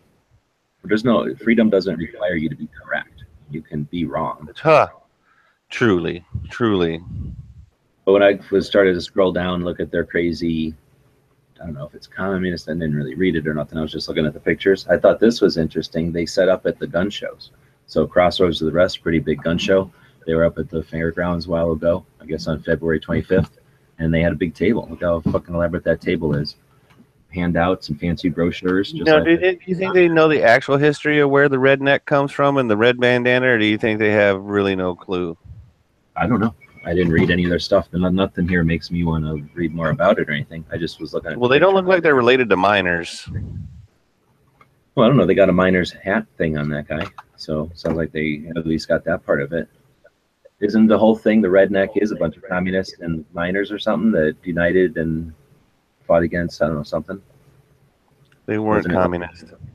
Oh, it's a union of miners. They were fighting against the illegal enforcement of laws or something like that, and about pay and all kinds of stuff, and violence that had been brought against them. Yeah, I don't know anything about it except for it was supposed to be some coal miners or something, right? Yep. Oh, and that's why they had the bandanas or something, because they used to wear them in coal mines for a mask. Anyway, so I just thought it was. But that was part of their thing. I'm curious as to what they're doing at the gun show, like what kind of reception they get, what they're trying to say, and what their little brochures say. It's got a snake on there, so I don't know. They're trying to mix messages, perhaps. I don't know what the hell they're trying to prove. So anyway, it looks like that was pretty neat. And then scroll down a little bit more. They're definitely branding their shit. And then anyway, we'll get to a point where I'm trying to get to. I think if Facebook works, we'll get to a picture of them taking their guns out to the range. So maybe we just hope at some point that they realize that it's a tool, and sometimes it's a recreational tool, as opposed to, in addition to, defense and safety. Make racists afraid. Yeah, that's another thing that I don't understand. It's pretty much. I don't care. If somebody wants to take on racists, go for it. Racists need to be taken out. If they're going to go after Nazis. But just because I went to a Trump rally, that doesn't make me a fucking racist, and I'm fucking tired of it. Well, that's fine. But if they're saying racist, I don't care if they go after racists. But they just need to define who racists are, I suppose. Well, if they got or be correct, as opposed to just saying it to say it. Damn it, I feel like I'm spreading a bunch of communist propaganda because fucking Facebook won't show me the damn picture that I'm looking for. Anyway, one of these pictures, when I went through it the first time, was a picture of them. I don't know how to get to their picture. I don't want to keep scrolling through their propaganda. Just go to photos on the left-hand side. Photos, right? Thanks. So then somewhere in here, there's a picture of them at the range. Damn it. Well, that's cool. Well, it was interesting because they had a bunch. I can't find it now, but you've all seen like a table of guns at a range before. Shit, was it on this page? And then they had a table of guns where everybody throws their guns down on a table, and they were saying something in the caption like, "All guns were unloaded while we did the safety briefing" or something. And then it was neat to see them defending all these anti-gunners who were saying things like, "Why do you have guns? Why are so many guns? Why it's not safe to stand in front of the guns?" And you're watching them both educate and defend in this like crazy soup of like anti-gunners that are using guns to, against these perceived racists or whatever. So again, so we're talking a Trump rally. Was there any Trump rallies with guns? I don't remember one. Would have been neat. I don't remember so much. No. There might be some open carry Trump rallies, and that would have been like handguns on your side kind of thing. Maybe some ARs or two, but like nothing like this. So when we're talking about messages going out there, how can they even hide the fact that they're socialist communists when they're standing there with masks in red and freaking long arms, brazen? They're not even standing there like slung. They're standing there like props, already. Yep. High ready.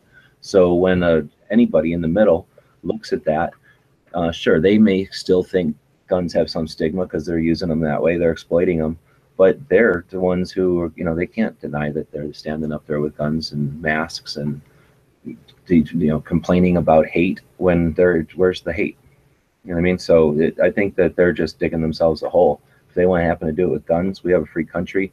You know, just like the open carry Chipotle, right? We got to take some of those lumps. That's what freedom is. So we got to deal with these idiots that are going to have guns too. I just don't think there's any reason to jump to the conclusion that they're going to be violent with them. They might be dumb with them. There might be some more accidents on that side because they're not familiar with them. But I wouldn't even condemn them to that. I mean, we just don't have that many accidents. People are usually ultra aware when they're dealing with something that they're scared of or not familiar with. So if anything, I think we're going to get some less strong feelings about guns once they own a few.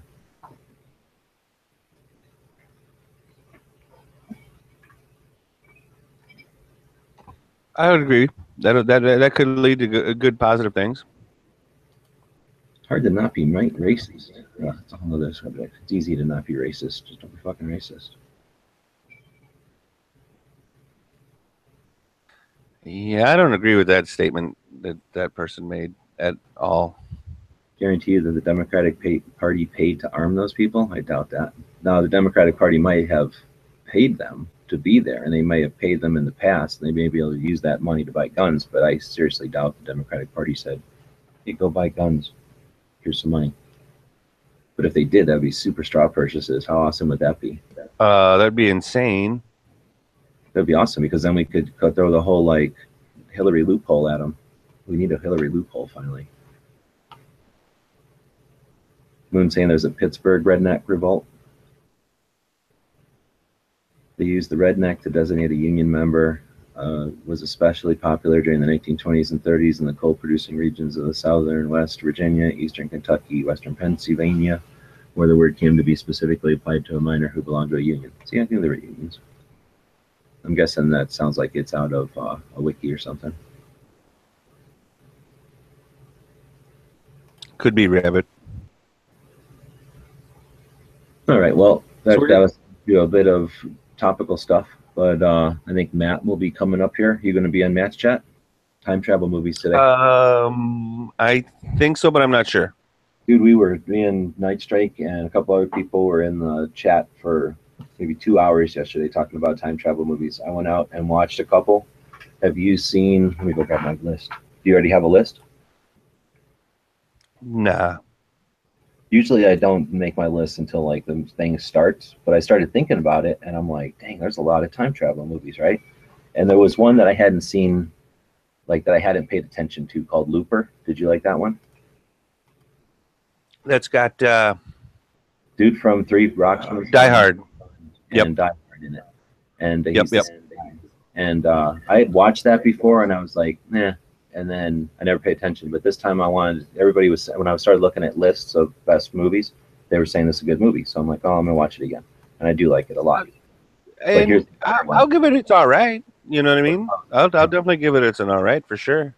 Here's one that blew me away. This one, I am so happy of Matt's list because it made me watch this movie. And this movie is awesome. Have you seen Predestination? It's got some chick in it. And then it's got the guy. Bullock. No, not like her at all. No, it's damn it. Or is that the Japanese version of the one that she ended up doing? Nope, nothing like that. It's a time travel movie, and it's all about time travel and loops and stuff. It has got a temporal agent, Ethan Hawke, and then some chick, and there's a bomber, the Fizzle bomber. So you have not seen it? I don't know. I would think that I would have, but it does not sound overly familiar. It's 2015. It's sort of got a feel of like Children of Men or whatever, or like one of those kind of blue, cold future type of shows. Anyhow, man, it is just freaking awesome. If you like movies that have crazy twists and plots and like whatever you call that, like it's not really a thriller as much as like it's like a time cop going back and trying to catch a bomber type of thing, but then there's all kinds of twists and loops and just keeps you going right till the end. You're like, oh, I know what's going to happen. Oh, no. Oh, whoa. Oh, I know what's going to happen now. Oh, no. And then, oh, and you're like, oh, I know what's going to happen now. Oh, no. And then it's awesome. So really, well, that sounds pretty cool. I like that. I like that kind of stuff. It went up to the very top of my list. I really like that movie. I can't wait to watch it again, because now that I've seen it, I'm going to have to watch it again and see if I can figure out everything they're doing in it. But anyway, yeah, I'm looking forward to this one. That'll be Matt, and then do you think HBS is doing Locked and Loaded tonight? Locked and Loaded? Probably. He hasn't said anything. I haven't seen him on, but that doesn't mean he's going to jump on and do it. We like shooting is on Mondays as well. Then we got Monday, Wednesday, and Friday is the early watch, but on the alternate days, Tuesdays and Thursdays, and sometimes on Saturdays, Sean, winner of our daily fun shows all the time, is doing, what is he calling it? I forget what he calls it. Like, does a show in the morning, so he turns it on from his work. Oh yeah. I'm low like you. I don't remember what he's got some little witty name for it. Mm-hmm. So anyway, yeah, we'll be doing live stuff. Actually, we've having a lot more live conversations going on during the day nowadays on gun channels than in the evening. So if you're a night owl, jump back over on the gun channels and chat it up, because the rooms have been kind of hit or miss. Tuesday nights, 9 o'clock. Ha! Nice. I see what you did there. I also wanted to give a personal shout out. I don't know if you noticed, because I know you don't watch that many videos these days, but Enrique gave Gun Channels a solid shout out in the video he did today, that he put out today, I should say. So just wanted to give a big thanks. I don't know if you're out there listening, Enrique, but again, thank you for the shout out for Gun Channels. We definitely appreciate it. He's talking about the parts that he's replacing and refinishing his Beretta that he had gotten. That was an older Beretta, and he's like replacing all the springs and stuff like that with new stuff. So it's basically going to be a pretty cool, like new Beretta 92S. Yep. And as you know, Enrique, great guy, like across the board. So. Oh yeah, I've met him. We went out shooting this kid. He just posted that barely 3 hours ago, so it's still up on the main page on Gun Channels. Check it out. And did you talk about the meeting of the minds you had this weekend, or what? I wasn't in any of the chats this weekend, so I don't know if you talked about. Did anybody get to go up to Sandy? What happened at Sandy? Let alone you meeting Mika, Jimmy James, and Bob all at the same time with the picture you had and all that. So it turns out that our friend Mika from Finland was just coincidentally flying to Dallas, and he was going to be there for a week. And he didn't tell any of us until he was basically a week away. Like, oh, I'm going to be there next weekend, and he was trying to meet up with people. So we let him know that the Big Sandy machine gun shoot was during the time he was going to be here. So he paid a whole bunch of extra money to get a last minute flight from Dallas, and pissed off the people that he was traveling with, because they expected him. They had let him use a car and stuff, like he was, part of the travel plans, but he kind of went off the agenda or the schedule, and bought this extra ticket to get over to Phoenix, and then rented a car, met up with us at the Ben Avery shooting range on Friday, and we shot for a little bit, and then so that they wanted to get up there before the night shoot started, so they wanted to be sure to get there before dusk, so they left about 4 p.m. Bob in his trailer and Mika in his rental car, and they headed up the other 2 hours to get to the Big Sandy shoot, and they got there in time for the night shoot, and then watched that. After that, they went on to the lobby, in the Gun Channels lobby, and they had really good internet, actually, really good, and they were sitting there getting drunk together and chatting about what they'd seen and the adventures.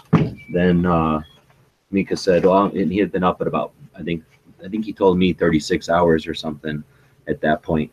And so he was like, oh, I'm going to just sleep for a while. I'll miss the morning shoot. Normally there's a 9 a.m. shoot at Big Sandy, and then they'll close for a while and set up more explosives and dynamite and fireworks, and then shoot again at noon for maybe, for a while, and then set up again new fireworks and explosives and stuff, and then shoot in the evening.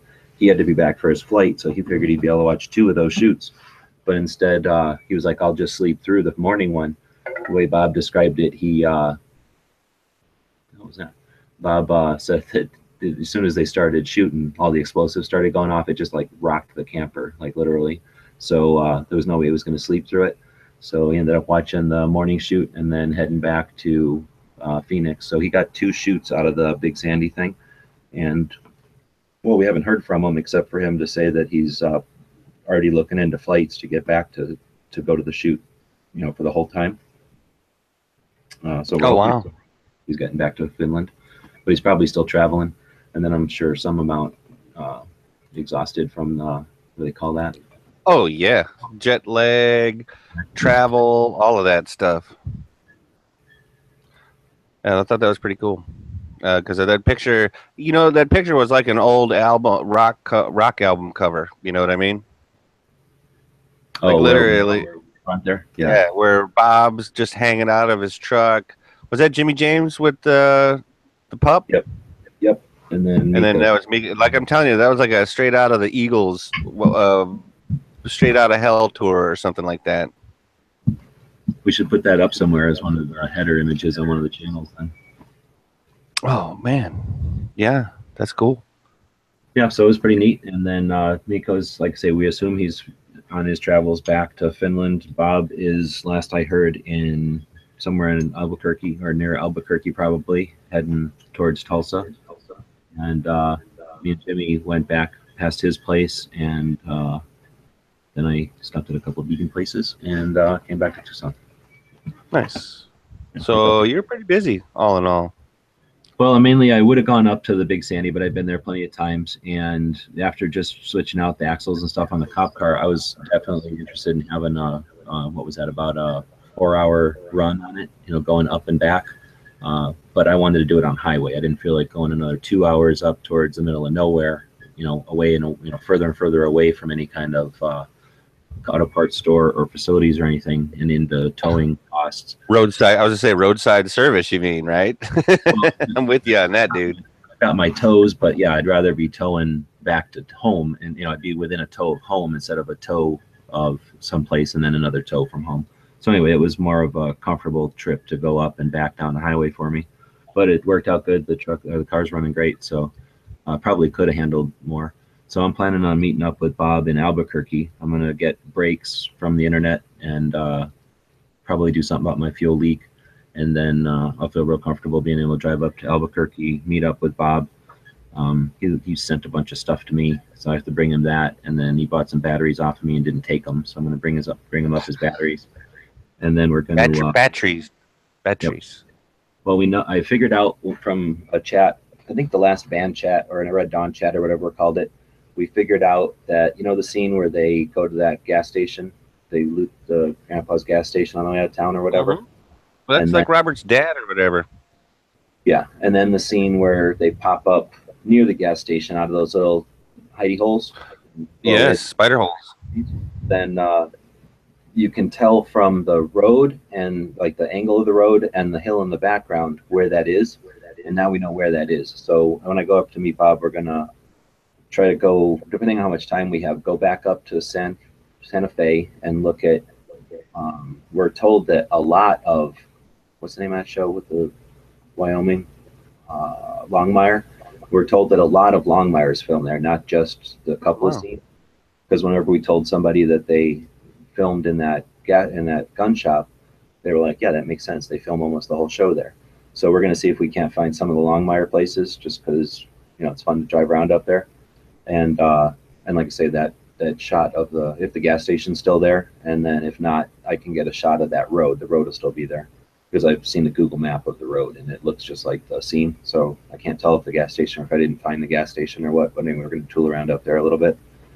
And then that'll be my road trip and adventure for a little bit. And like I say, it gives me a little bit of time to fix the brakes before I do that. Anyway, so that's the adventures of Bob. And then he'll be heading north from there through Colorado and up into Canada, or the Montana, the Dakotas in Canada. That's a pretty good update, dude. Many mahalos. Much thank you. All right, so Bob will be at at the Tulsa shoot this weekend. In case anybody's in that area, we have just a few hours left on the Indiegogo for the Gun Channels patches. I'll throw that link out before we close the show down. And encourage anybody that wants to grab one of those to do so. And with that, I'll say head over to Match Chat. Should be pretty fun. I'm sure that we talk about some stupid nerd show, and then eventually they'll talk about cool time travel movies. I hope it's top 10 because I've got like 15, and I didn't even count like Back to the Future and the easy stuff. I don't have a list, but yeah, I'm gonna have to do some thinking here. All right. Well, with that, I guess I need to find this thing so I can do the other thing. Or did Bob have it? Or do we have a code in there? I didn't even get a chance to look at the schedule. Let's see. No, he did not. We'll default to what Ralph wanted us to say today, or Raphael wanted us to say today. Something about, damn it, the mouse might be quick, but the owl can see at night. The guys and gals at GunWebsites.com encourage you to take a CCW class every year, practice at least once a month, and carry every day. Thanks for watching GunWebsites.com.